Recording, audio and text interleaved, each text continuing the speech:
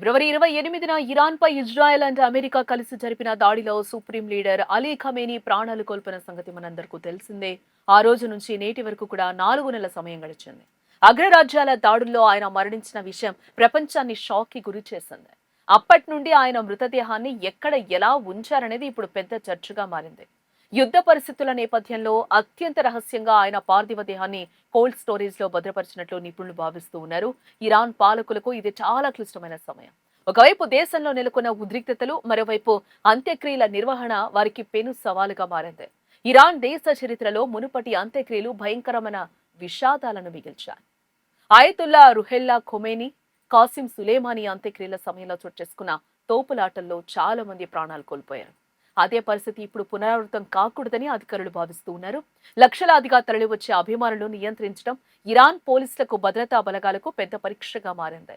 July 5న రాజధాని టెహ్రాన్లో మొదలయ్యే ఈ ప్రక్రియ ఇరాక్లోని నజాఫ్, కర్బలా నగరాల మీదుగా సాగుతుంది. అంతిమయాత్ర సాగే ప్రతి అడుగులోనూ కూడా అధికారులు అత్యంత అప్రమత్తంగా వ్యవహరిస్తూ ఉన్నారు. ప్రయాణ మార్గంలో ఎటువంటి అవాంతరాలు కలగకుండా ప్రత్యేక ఏర్పాట్లు చేస్తున్నారు. అత్యవసర పరిస్థితులను ఎదుర్కొనేందుకు వీలుగా గాలిలో హెలికాప్టర్లను తిప్పుతున్నారు. ఎక్కడికక్కడ నిఘా పెంచారు. ఈ అంతిమ యాత్ర జూలై 9న మషాద్ నగరానికి చేరుకుంటుంది. ఖమేనీ స్వస్థలమైన మషాద్లో మత పెద్దల సమక్షంలో ప్రత్యేక ప్రార్థనలు నిర్వహిస్తారు. అనంతరం అక్కడ ఆయన ఖననం చేస్తారు. అయితే ఇంత భారీ కార్యక్రమం జరుగుతున్న వేళ ఆయన కుమారుడు ముజ్తబా ఖమేనీ ఎక్కడున్నారనేది కూడా అందరినీ ఆలోచనలో పడేస్తోంది.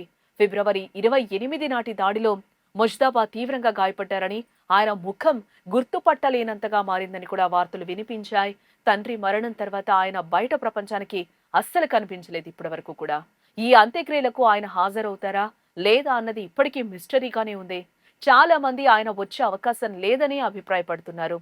తండ్రి అంతిమ వీడ్కోలు వేళ కుమారుడు గైర్హాజరీ ఇరాన్ రాజకీయాల్లో పెద్ద చర్చకు దారితీస్తోందని చెప్పుకోవచ్చు. ఈ అంత్యక్రియల నిర్వహణ ఇరాన్ పాలనలో ఒక కీలక ఘట్టం.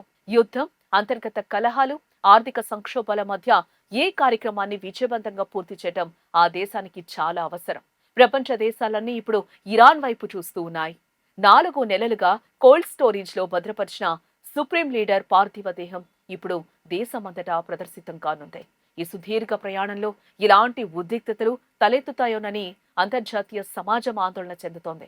ఏదేమైనా ఖమేనీ మరణానంతర పరిణామాలు ఇరాన్ భవిష్యత్తును ఎలా మారుస్తాయో కూడా మనం చూడాలి. లక్షలాది మంది అభిమానుల మధ్య సాగే ఈ అంతిమ యాత్ర ఇరాన్ చరిత్రలో మరో అధ్యాయంగా మిగిలిపోనుంది.